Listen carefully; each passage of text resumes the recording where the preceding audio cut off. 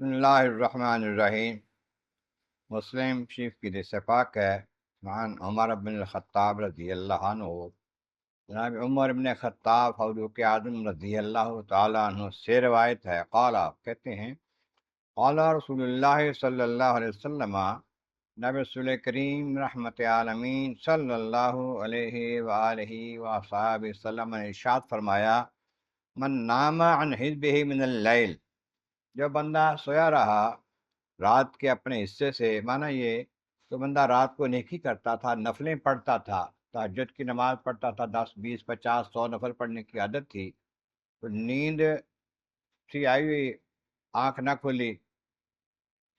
پورے نہ پڑھ سکا جو نفل پڑھتا تھا، او ان شیء منہ، یا کچھ اس میں سے نہ پڑھ سکا، تھوڑا ٹائم رہ گیا، اذان ہونے والی ہے، نفل وہ 20 پڑھتا تھا، 4 6 پڑھ سکا، باقی نہ پڑھ سکا۔ آقا فرماتے ہیں کہ اس طرح کا کسی کا رہ جائے نا، قارہ ما بین صلاۃ الفجر و صلاۃ الظہر،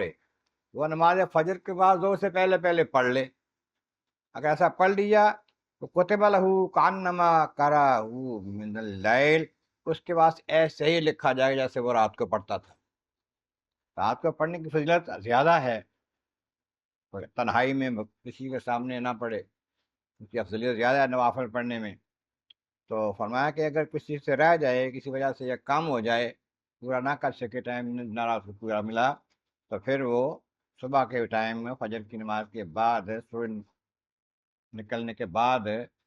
زور سے پہلے پہلے اگر پڑھ لے گا تو ایسے ہی اس کا ثواب لکھا جائے گا جیسے رات کو پڑھنے کا۔ اللہ تبارک و تعالیٰ ہمیں عمل کی توفیق عطا فرمائے، ہم سب کو رات کی عبادت کی توفیق دے۔